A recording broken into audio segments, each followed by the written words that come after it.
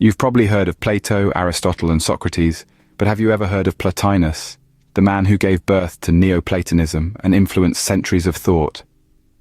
Let's journey back to the 3rd century AD, to a time when the Roman Empire was at its peak. In the heart of Egypt, a baby named Plotinus was born. The exact details of his birth, including the year and his family background, remain a mystery, as Plotinus was a man who held his personal life close to his chest.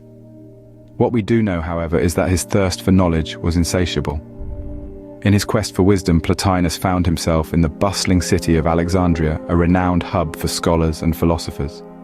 Here he studied the works of Plato and Aristotle, delving deeply into their philosophical ideas.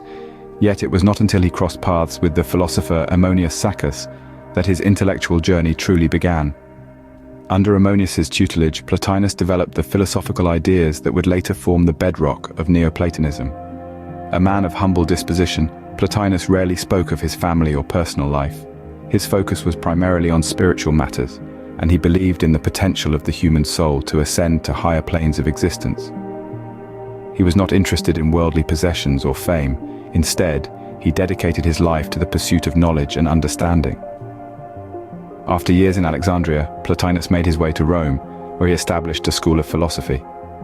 His teachings attracted Rome's intellectual elite, who were captivated by his profound insights and the depth of his wisdom.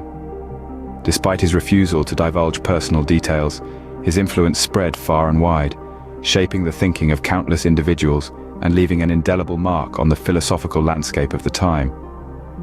Plotinus, a man whose past is shrouded in mystery, but whose philosophy would light up the ancient world.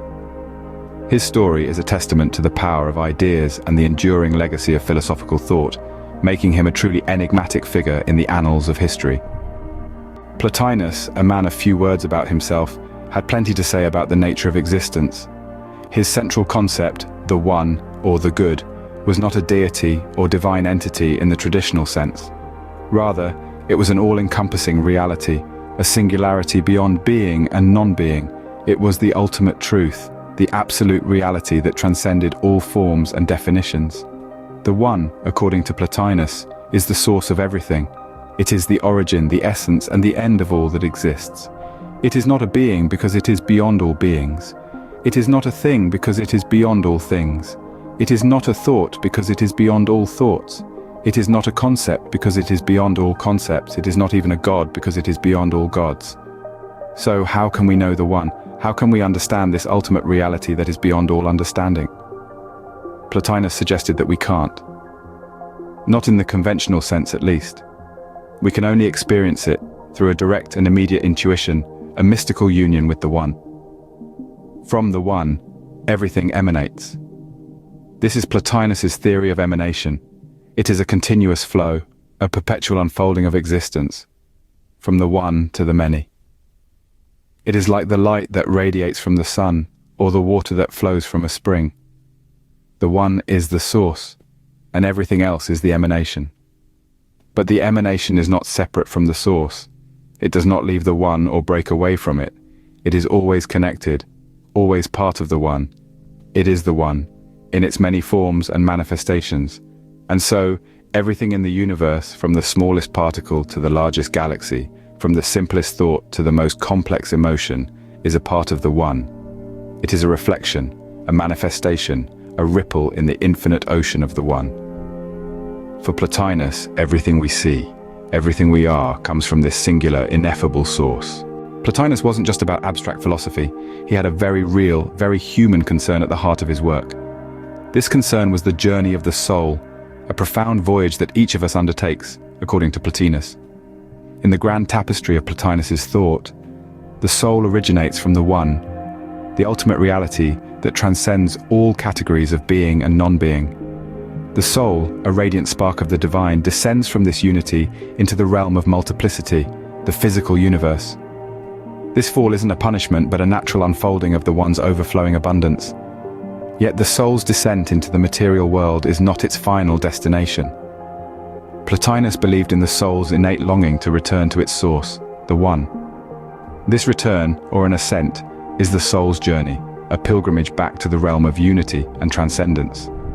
It's a journey of remembering, of rekindling the divine spark within, and of transcending the physical to reunite with the One. But how does one navigate this journey? Plotinus offers an intriguing answer, through beauty and art. For him, beauty was not just an aesthetic quality, but a pathway to the divine. The beauty we perceive in the world is a reflection of the One's perfection, a reminder of our divine origin. Art then becomes a vehicle for this remembrance. It stirs the soul, awakens it to its own divine nature, and spurs it on its upward journey. Plotinus's vision of the soul's journey is both poignant and profound. It presents a dynamic interplay between the divine and the human, the absolute and the relative, the one and the many. It captures the soul's descent into the world, its sojourn therein, and its potential for ascent back to its divine source. In a world often filled with ugliness and chaos, Plotinus offered a vision of beauty and order. Through the soul's journey, he invited us to see beyond the apparent disorder, to recognize the underlying unity, and to embark on our own journey back to the One. Plotinus may have been a man of the past, but his ideas continue to shape our present. He was a thinker whose ideas transcended time and space, leaving a lasting legacy that continues to influence philosophical thought and artistic expression even today. Plotinus's philosophy, particularly his concept of the One or the Good, has had a profound influence on Christian and Islamic thinkers. In the realm of Christianity, his ideas were deeply embedded in the works of great thinkers like Augustine of Hippo, who integrated Plotinus's concept of the One into his understanding of God. Similarly, in Islamic philosophy, Plotinus's ideas found resonance with thinkers such as Avicenna and Al-Farabi, who drew heavily from his ideas on the soul and the ultimate reality. But Plotinus's influence isn't confined to the world of philosophy. His thoughts on beauty and art have also left a lasting impact. His view that beauty is a manifestation of the divine, that it exists not just in the physical realm but also in ideas and virtues, has shaped our understanding of aesthetics. It has influenced artists, poets, and writers, prompting them to explore the transcendental nature of beauty in their works. Moreover, Plotinus's legacy continues to inspire contemporary scholars. His philosophy of the soul's journey towards the divine, his belief in the unity of existence, and his thoughts on the nature of reality continue to stimulate discussions and debates in philosophical circles. His ideas have also found relevance in the field of psychology, particularly in understanding the human pursuit of happiness and the role of virtue in achieving it.